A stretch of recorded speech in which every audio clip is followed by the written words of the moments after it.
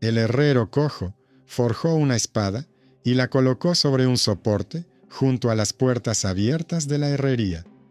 Los caballeros, los sirvientes y los ociosos se acercaron uno tras otro al mango, tensaron los músculos, apretaron los dientes, pero la espada no se movió. El herrero se acercó el último, levantó la espada como si sacara un cubo del pozo y dio un paso adelante con su pesada pierna, sin prisas y sin gestos innecesarios. Saludos a todos los que escuchan. Me alegro de que estén aquí. Por favor, escriban en los comentarios desde dónde están viendo. Es importante para mí saberlo. Les deseo una agradable escucha. El pueblo estaba situado en un cruce de caminos por los que circulaban caravanas con sal y lana. Sobre él se alzaba una antigua capilla con campana. Junto a la capilla había una herrería. Su dueño se llamaba Yarom. Cojeaba desde niño.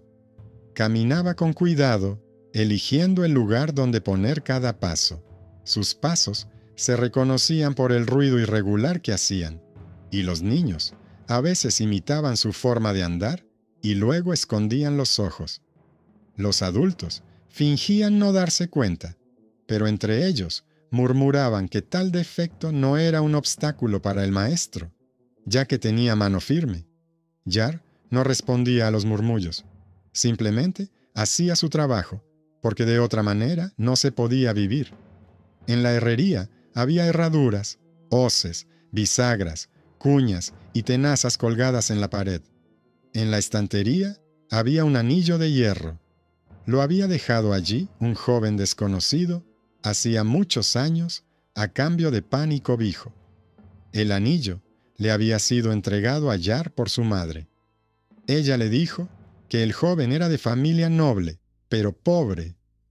Dijo que se había marchado al amanecer y no había vuelto. En el interior del anillo había un sello, una cruz estrecha y 3 puntos. Yar a veces lo miraba junto a la ventana y pensaba que el símbolo era más importante que el propio hierro. Estaba acostumbrado a posponer las preguntas hasta que surgiera un asunto que le obligara a responderlas. En primavera, llegó al pueblo el administrador del varón. Anunció un nuevo tributo y exigió un regalo para el cumpleaños del señor, una espada ceremonial.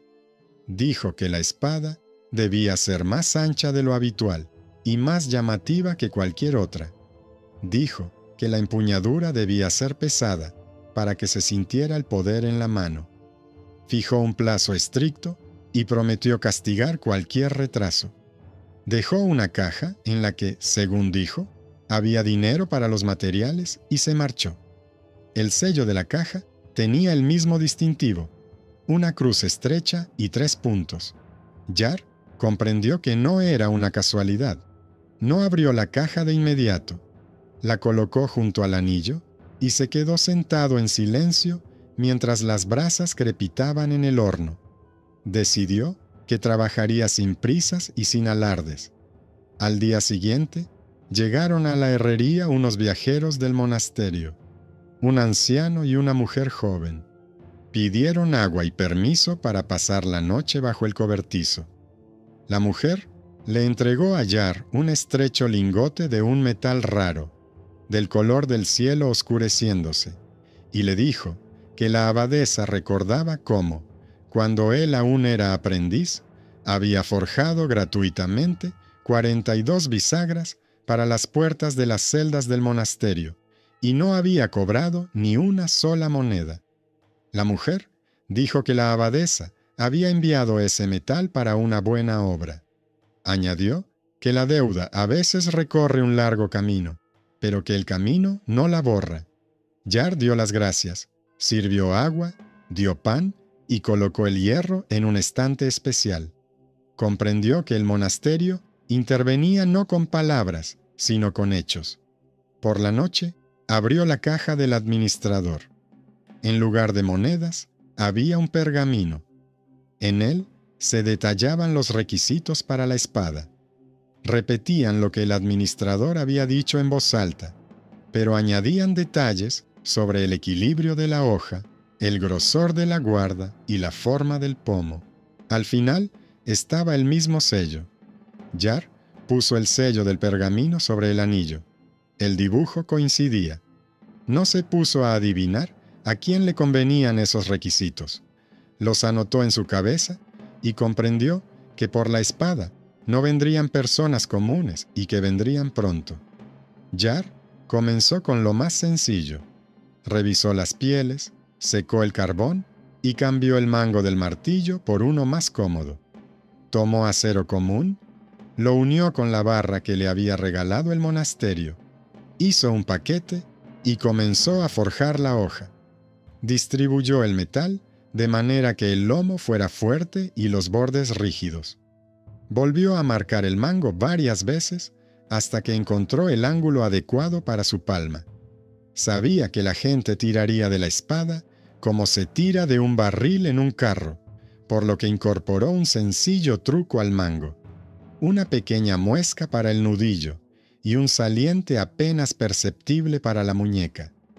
Para la mano de otra persona sería insignificante. Para su mano, un apoyo.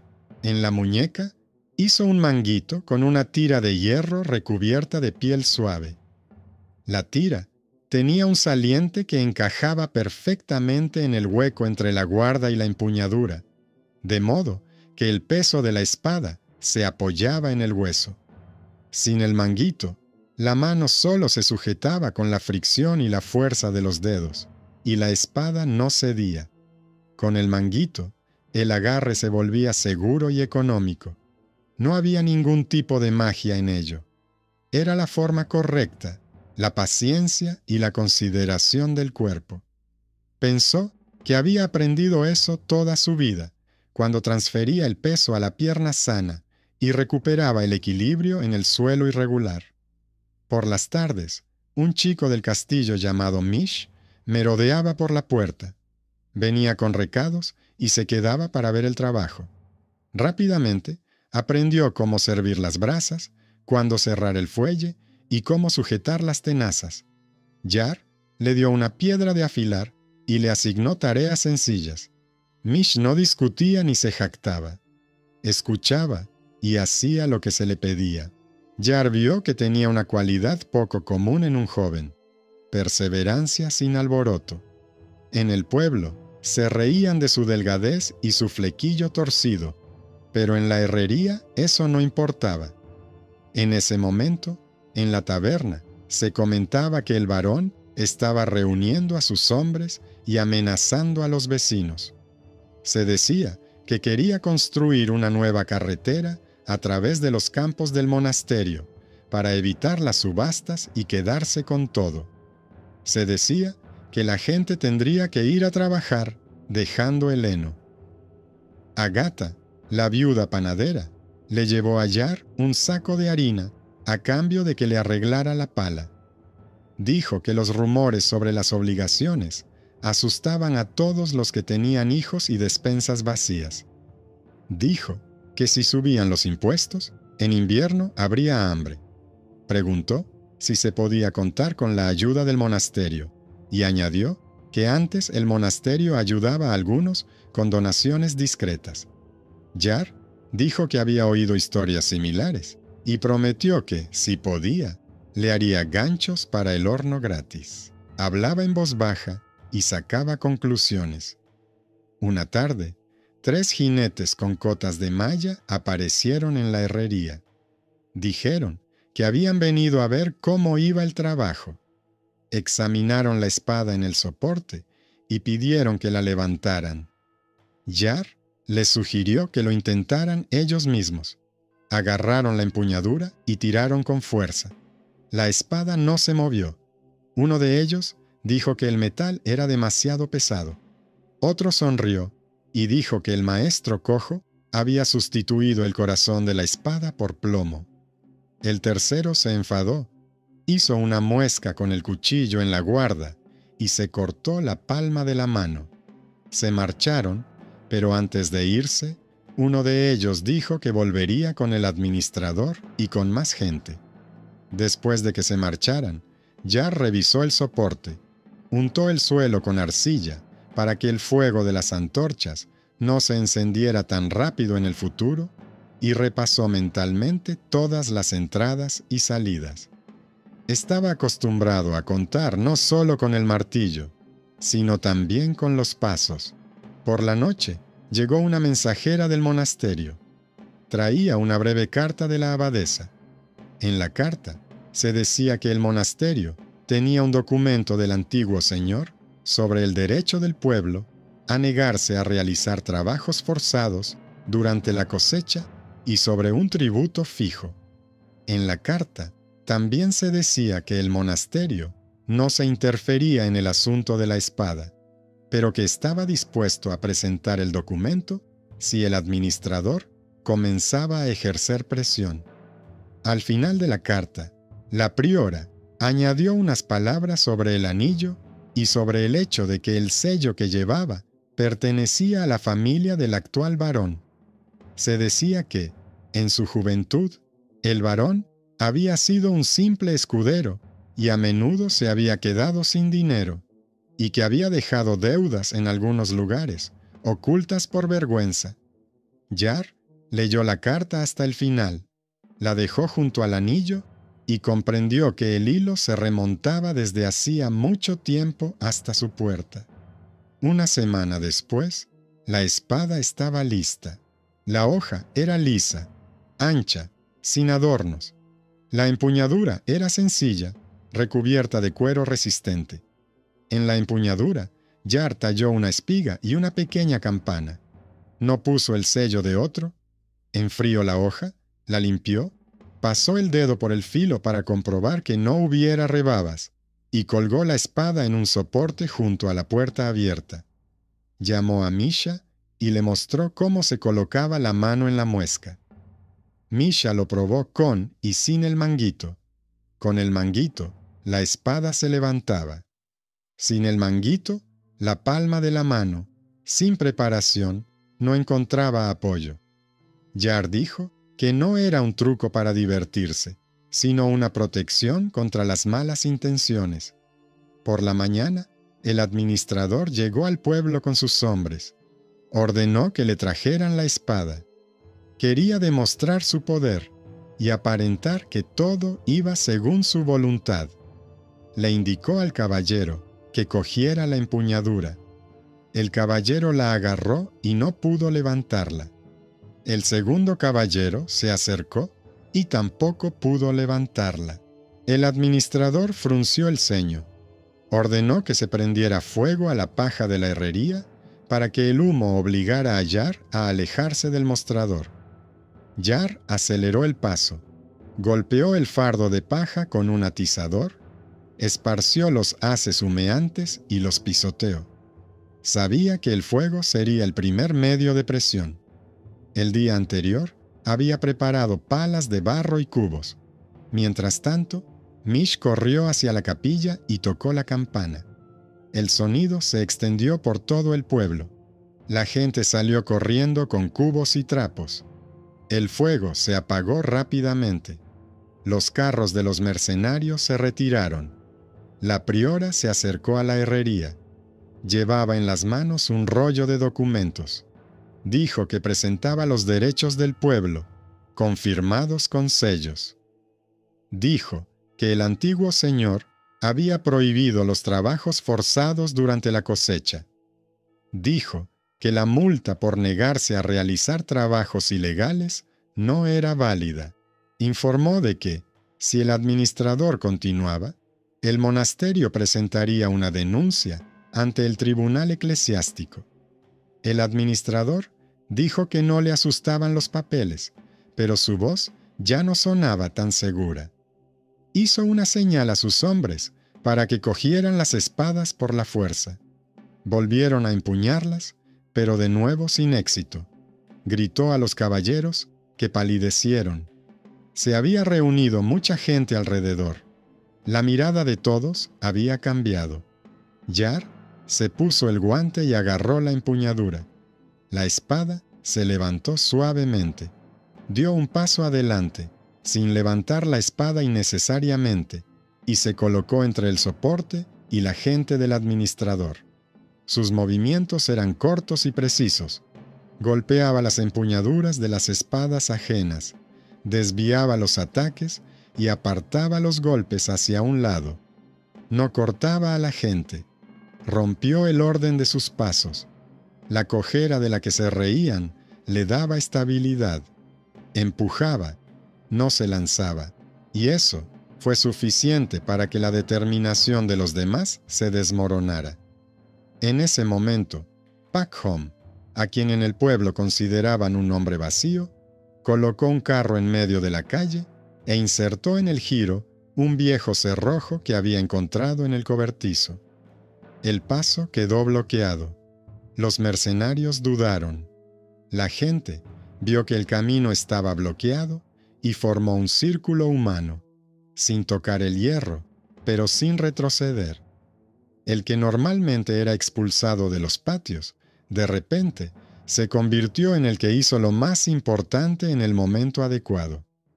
No buscaba la gloria, simplemente bloqueó el camino. El orden cambió sin palabras grandilocuentes. En ese mismo momento, el varón llegó a la plaza. Le acompañaba un guardaespaldas. El varón vio la espada en manos de Yar, vio las cartas de la abadesa y reconoció el sello en el anillo que Yar había sacado y sostenía en la otra mano, como algo que no requería explicaciones. La abadesa dijo que en el monasterio se guardaba una carta del joven escudero en la que reconocía su deuda con el pueblo y con una joven. Dijo que el nombre se ocultaba por respeto, pero que el sello no se podía ocultar.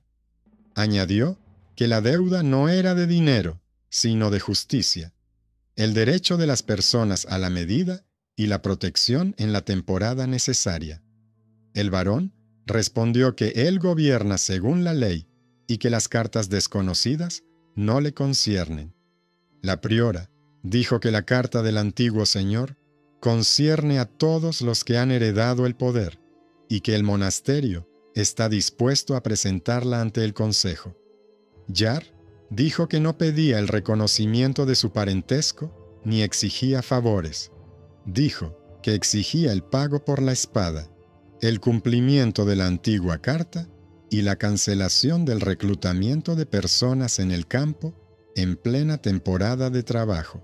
Dijo que, si no se cumplía, quitaría la espada de la pared y llevaría a la gente a las tierras del monasterio, donde los acogerían temporalmente como trabajadores, y el varón se quedaría con el campo vacío. Dijo que no estaba amenazando, sino señalando las consecuencias. El varón miró a la gente, a la espada, a la abadesa. Vio que la matanza no se traduciría en una victoria, sino en una larga enemistad con el monasterio, con los vecinos y con sus propios campesinos. Vio que la espada en manos del herrero no era un truco, sino el orden de las cosas, y que ese orden era apoyado por el pueblo. Comprendía que tenía el poder, pero no el derecho a cometer errores. Dijo que escucharía al monasterio y examinaría los documentos, que no habría trabajos forzados hasta el final de la cosecha, y que el tributo seguiría siendo el mismo hasta la reunión del consejo. Ordenó al administrador que se retirara. El administrador palideció y ordenó a sus hombres que montaran a caballo. Los mercenarios se llevaron los carros en silencio. Por la noche, Yar colgó la espada de los ganchos sobre la puerta, de modo que solo él pudiera quitarla. Los ganchos tenían el mismo saliente oculto que el puño. Le dijo a Misha que la mano aprende la precisión más lentamente que la fuerza.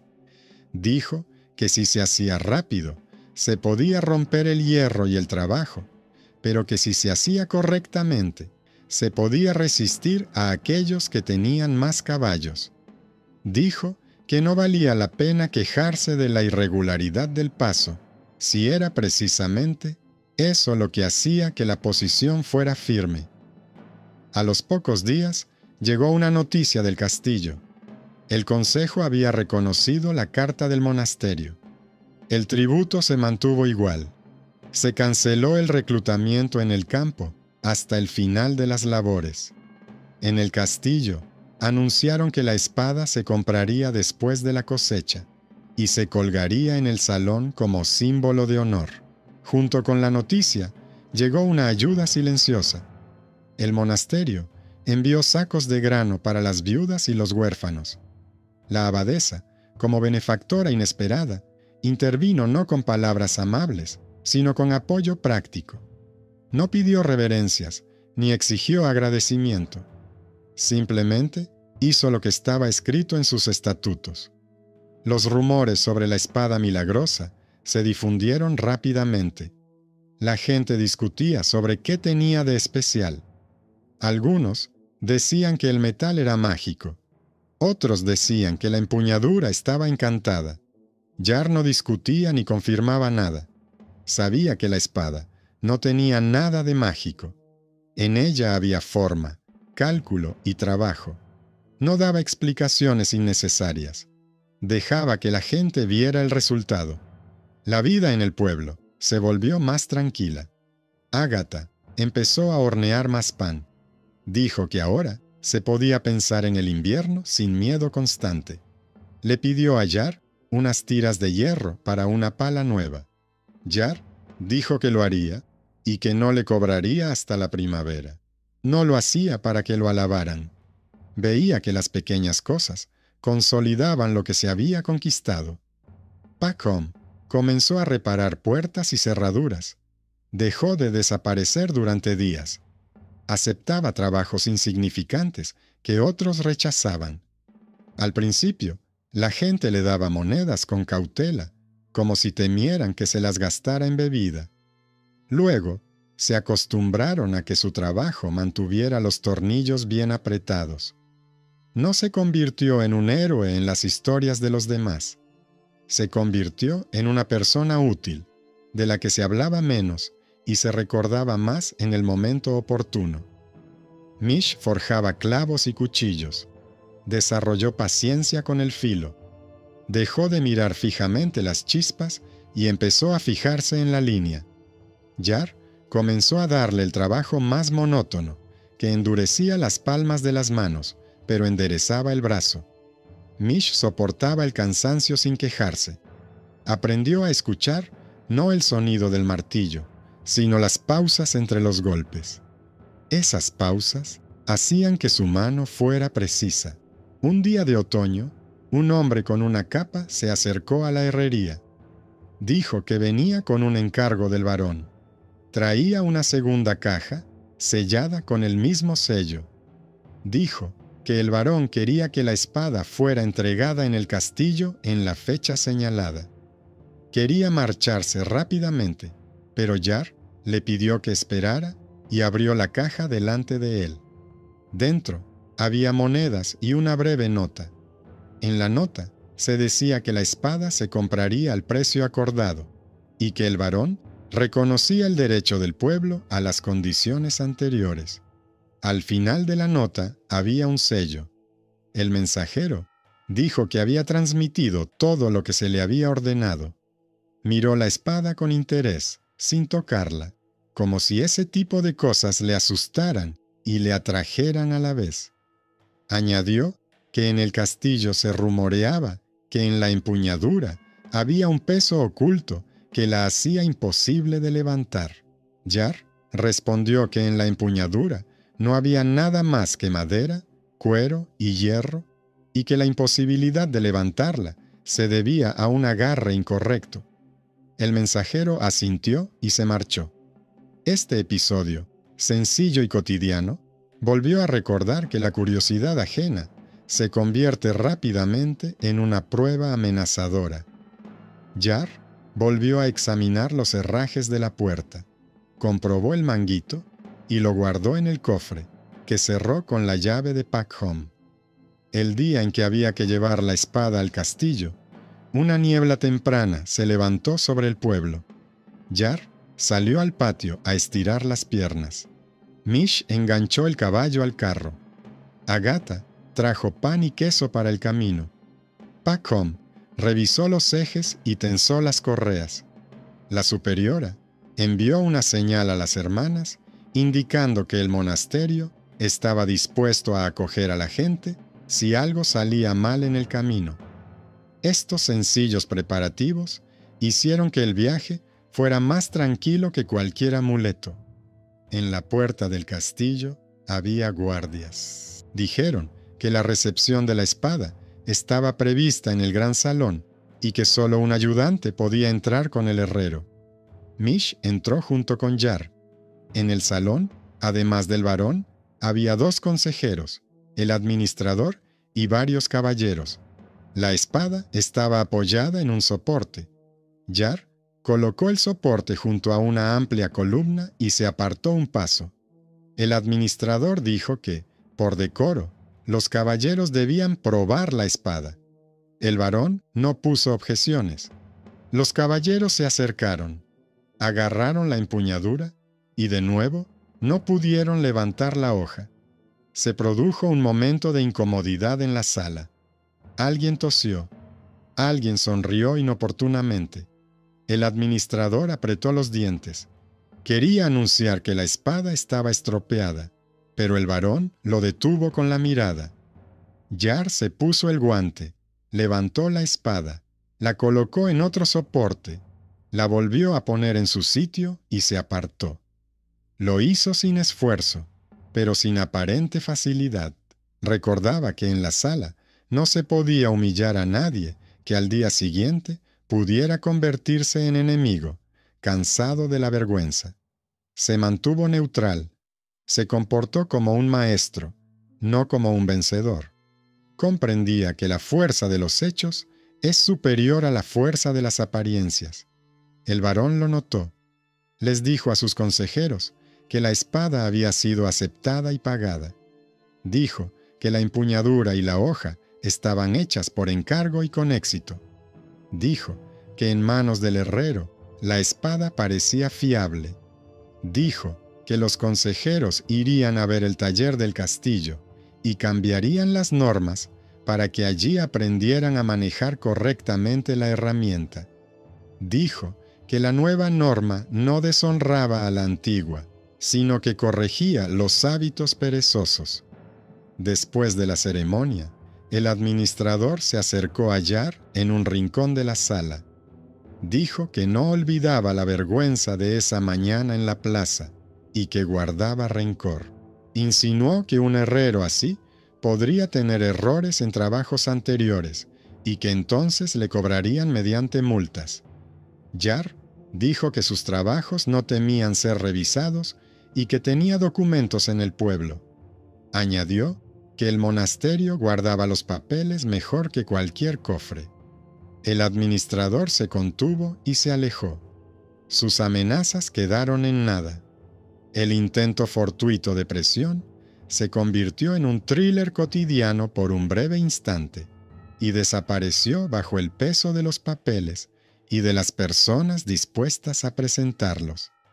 Después de ese viaje, la vida volvió definitivamente a su ritmo habitual.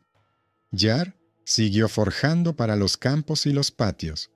No buscaba la fama. No hablaba de la espada más de lo necesario.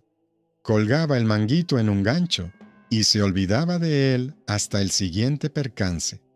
Repetía para sí mismo cosas sencillas: no sobrecalentar, no precipitarse, enfriar a tiempo. No guardaba en su mente palabras bonitas. Guardaba en su mente el orden de las acciones. Misha adquirió experiencia. Empezó a trabajar también como algunos maestros adultos de otros pueblos. Forjó su primer cuchillo largo para carpintero y lo llevó al mercado. El carpintero dijo que el cuchillo cortaba con precisión y no rompía la fibra. Jar notó cómo se le iluminaba el rostro a Mish. Comprendió que lo más importante se había afianzado en él: la confianza sin fanfarronería. Pensó que precisamente una persona así se haría cargo algún día de la herrería. y que el pueblo no notaría el cambio de manos, porque el ritmo seguiría siendo el mismo. Una noche, Pakhom encontró una cartera perdida junto al barranco. La llevó a la taberna y dijo que, según los rumores, la había perdido el administrador. Le entregó la cartera al dueño de la taberna para que la guardara, diciéndole que la devolviera cuando vinieran a buscarla. Al principio, en la taberna se rieron. Luego, las risas se apagaron. La gente comprendió que aquel a quien habían descartado se había convertido en un pilar del orden habitual. A partir de ese día, Pakhom bebió menos. Empezaron a confiarle con más frecuencia pequeñas tareas. Él siguió haciendo lo mismo, pero la actitud hacia él cambió. La superiora envió a la aldea a una joven hermana para enseñar a los niños a leer los salmos. Dijo que si los niños aprendían a juntar las letras, más tarde leerían no solo las oraciones, sino también los registros de sus deberes y derechos. Yar lo escuchó y comprendió que el monasterio volvía a ayudar, no con palabras vacías, sino con hechos. Era otra ocasión en la que la ayuda inesperada llegaba justo donde el pueblo más la necesitaba. Los rumores sobre el parentesco oculto nunca llegaron a ser tema de conversación. La abadesa no reveló el nombre de la chica de la historia antigua. Yar no entró en el castillo en busca de una confesión. El varón no visitó el pueblo más de lo necesario. Pero en el límite del bosque apareció un nuevo hito, un poste con un símbolo tallado de una espiga y una pequeña campana. Lo colocaron por decisión de la comunidad. En el consejo se dijo que este símbolo no recordaba el derecho al orgullo, sino el derecho a la moderación. Nadie discutió. Fue uno de esos raros casos en los que una cosa sencilla mantiene el equilibrio entre las diferentes partes. En invierno, Yar enfermó y no salió al horno durante una semana. Mish mantenía el fuego y hacía los pedidos. No aceptaba más de lo que podía y no prometía lo que no estaba seguro de poder cumplir. Yar yacía en cama y escuchaba el martilleo en la habitación contigua. Estaba tranquilo. Sabía que el negocio seguiría adelante sin él. Pensaba en cómo durante muchos años su cojera se había considerado una desgracia y luego se había convertido en lo que impedía a la gente cometer tonterías. Pensaba en la espada y en que ningún extraño la había levantado jamás. Recordó cómo una vez un caballero intentó usar una cuerda y una palanca para arrancar la espada de su soporte. Entonces Yar simplemente quitó la espada y la colocó en otro lugar, y ahí terminó todo. Sonrió, no por orgullo, sino por claridad. En primavera, el varón envió al pueblo un saco de sal y una nota en la que confirmaba los acuerdos anteriores. Al final, escribió que ya no necesitaba la nueva espada. Añadió que las herramientas de la herrería del castillo se habían modificado siguiendo el consejo del maestro del pueblo, y que ahora era más fácil trabajar para su gente. Era una nota poco habitual en la que el poder reconocía haber aprendido del oficio. En el pueblo lo apreciaron. Nadie organizó una fiesta, pero muchos lo recordaron. Pasaron los años. Yar envejeció. Seguía cojeando, pero su paso se había vuelto más tranquilo. Rara vez se dedicaba a trabajos pesados. Más a menudo daba consejos. Hablaba poco y al grano. No le gustaban las explicaciones largas. Mostraba en la herradura cómo sujetar el martillo y cómo manejar el filo. No contaba historias de gloria. Decía que lo importante no era cuántos golpes se daban, sino qué golpes eran y cuándo se detenían. El día que decidió que era hora de colgar la espada, no sobre la puerta de la herrería, sino bajo la campana de la capilla, llamó a Misha y a Pakhom. Entre los dos, quitaron la espada de la pared. Yar dijo que la espada debía colgar donde la gente oyera el repique y recordara no el miedo, sino el orden. Dijo que esa espada no debía permanecer en el salón del castillo. Dijo que debía recordar que el poder no se mantiene con gritos, sino con medidas justas. Colgaron la espada bajo la campana, y ésta sonó ni más fuerte ni más débil que antes. Pero ese día, la gente escuchó el repique con más atención. A partir de ese día, a veces llegaban forasteros al pueblo, pedían ver la espada y preguntaban si era cierto que nadie podía levantarla. La gente respondía que eso no era lo importante. Decían que lo importante era vivir sin obligaciones innecesarias y respetando los antiguos derechos. Decían que si alguien quería levantar la espada, primero debía levantar su propio asunto. No sonaba como una sabiduría, sino como una simple norma. Los forasteros lo entendían o lo rechazaban. Al pueblo no le importaba ni lo uno ni lo otro. En un año de su vejez, Yar estaba sentado junto a la ventana y jugaba con un anillo. Recordaba a su madre, al joven desconocido que había dejado ese anillo y todos los años que habían pasado desde aquel invierno hasta la primavera actual. Pensaba que a veces una relación secreta era más útil que una abierta. Pensaba que un parentesco reconocido solo traería ruido y disputas. Veía que la justicia se había hecho sin escudos.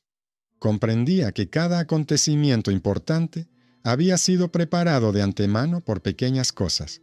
Un soporte reforzado, arcilla en el suelo, un puño, cartas, un carro en medio del camino, el repique de una campana. Comprendió que era feliz no porque hubiera vencido a alguien, sino porque había hecho todo como debía. Cuando Yara murió, Mish se hizo cargo de la herrería. No cambió nada en palabras vacías. Trabajaba igual que había aprendido. Sostenía las mismas tenazas, el martillo, el fuelle. No tocaba la espada bajo la campana. Les decía a los niños que esa espada no se levantaba con la mano, sino con la decisión. Decía que nadie está obligado a ser el más fuerte, pero que todos deben ser precisos en lo que hacen. Decía que si se vive así, se tiene menos miedo durante el día y se duerme mejor por la noche. El pueblo vivía. El varón envejecía, su hijo venía más a menudo y ya no miraba a la gente desde arriba. Una vez le dijo a Misha que quería aprender a trabajar con el martillo para saber cómo se cansa la mano. Dijo que se había dado cuenta de que cuando uno hace las cosas por sí mismo, hay menos órdenes estúpidas. Misha asintió y le dio un martillo ligero. No le dio importancia, simplemente le enseñó dónde sujetarlo y dónde golpear. Fue el tranquilo final de toda la historia. Los que hablaban del pasado lo hacían brevemente. Un herrero cojo forjó una espada y nadie más que él pudo levantarla, y él derrotó a sus enemigos sin derramar sangre y sin alardear. En estas palabras había menos detalles de los que había en realidad, pero tenían suficiente sentido. A la gente le bastaba con eso. La justicia no se produjo por milagros, ni por giros inesperados sin motivo. Cada giro fue preparado. El parentesco oculto se manifestó a través de la marca y las cartas, y no a través de una confesión pública. El benefactor inesperado llegó en forma de un monasterio, que a tiempo recogió los papeles y dio el grano. El talento oculto venció al estatus. El herrero cojo hizo lo que los fuertes no pudieron. El hombre subestimado se convirtió en un pilar en un momento clave, y sin él, la multitud no habría podido mantener el camino. La comprobación cotidiana de la espada y el cofre se convirtió en una amenaza, pero solo quedó en una amenaza, porque cerca había agua, arcilla y personas. Así se contó esta historia, sin gritos, sin palabras grandilocuentes, con acciones sencillas que se unieron en un resultado uniforme. La espada colgaba bajo la campana. La campana sonaba por motivos de trabajo. La gente vivía con moderación, y eso era lo correcto.